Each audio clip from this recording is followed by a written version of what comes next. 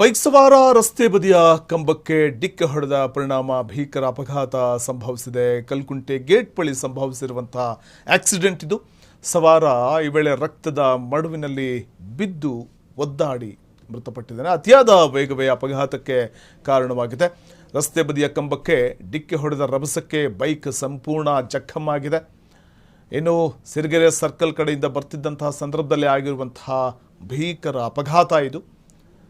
ಚಿತ್ರದುರ್ಗ ತಾಲೂಕಿನ ಕಲ್ಕುಂಟೆ ಗೇಟ್ ಬಳಿ ಬೈಕ್ ಸವಾರ ರಸ್ತೆ ಬದಿಯ ಕಂಬಕ್ಕೆ ಡಿಕ್ಕಿ ಹೊಡೆದ ಪರಿಣಾಮ ಗಂಭೀರವಾಗಿ ಗಾಯಗೊಂಡಿರುವಂತಹ ಒಂದು ಘಟನೆ ನಡೆದಿದ್ದು, ಕಲ್ಕುಂಟೆ ಗೇಟ್ ಬಳಿ ಘಟನೆ ಸಂಭವಿಸಿದೆ. ಬೈಕ್ ಸವಾರನನ್ನು ಓಬವ್ವನಗತಿಹಳ್ಳಿ ಗ್ರಾಮದ ಮಹೇಂದ್ರ ಅಂತ ತಿಳಿದು ಬಂದಿದೆ.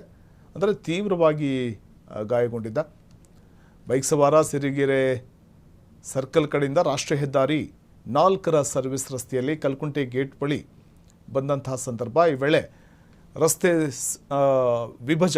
ವಿಭಜಕಕ್ಕೆ ಡಿಕ್ಕಿ ಹೊಡೆಯುತ್ತೆ. ಅಂದರೆ ರಾಷ್ಟ್ರೀಯ ಹೆದ್ದಾರಿ 4ರ ಸರ್ವಿಸ್ ರಸ್ತೆಯಲ್ಲಿ ಕಲ್ಕುಂಟೆ ಗೇಟ್ ಬಳಿ ರಸ್ತೆಯ ಬದಿ ಇರುವಂತಹ ಒಂದು ಕಂಬಕ್ಕೂ ಕೂಡ ಡಿಕ್ಕಿ ಹೊಡೆಯುತ್ತೆ. ಪರಿಣಾಮ ಗಂಭೀರವಾಗಿ ಗಾಯಗೊಂಡು ಸ್ಥಳದಲ್ಲೇ ಕುಸಿದು ಬಿದ್ದಿದ್ದಾನೆ. ತೀವ್ರ ರಕ್ತಸ್ರಾವದಿಂದ ಸ್ಥಳದಲ್ಲೇ ಪ್ರಜ್ಞೆ ತಪ್ಪಿದ್ದ. ತಕ್ಷಣವೇ ಸ್ಥಳೀಯರು ಗಾಯಾಳುವನ್ನು ಉಪಚರಿಸಿ ಹೆಚ್ಚಿನ ಚಿಕಿತ್ಸೆಗೆ ಆಸ್ಪತ್ರೆಗೆ ರವಾನಿಸಿದ್ದಾರೆ. ದಾವಣಗೆರೆ ಹಾಸ್ಪಿಟಲ್ಗೆ ಸ್ಥಳಕ್ಕೆ ಭರಮಸಾಗರ ಪೊಲೀಸರು ಭೇಟಿ ನೀಡಿ ಪರಿಶೀಲನೆ ನಡೆಸಿದ್ದು ಪ್ರಕರಣ ದಾಖಲಿಸಿಕೊಂಡಿದ್ದಾರೆ.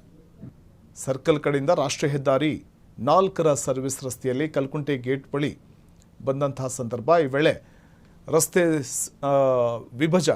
ವಿಭಜಕಕ್ಕೆ ಡಿಕ್ಕಿ ಹೊಡೆಯುತ್ತೆ. ಅಂದರೆ ರಾಷ್ಟ್ರೀಯ ಹೆದ್ದಾರಿ 4ರ ಸರ್ವಿಸ್ ರಸ್ತೆಯಲ್ಲಿ ಕಲ್ಕುಂಟೆ ಗೇಟ್ ಬಳಿ ರಸ್ತೆಯ ಬದಿ ಇರುವಂತಹ ಒಂದು ಕಂಬಕ್ಕೂ ಕೂಡ ಡಿಕ್ಕಿ ಹೊಡೆಯುತ್ತೆ.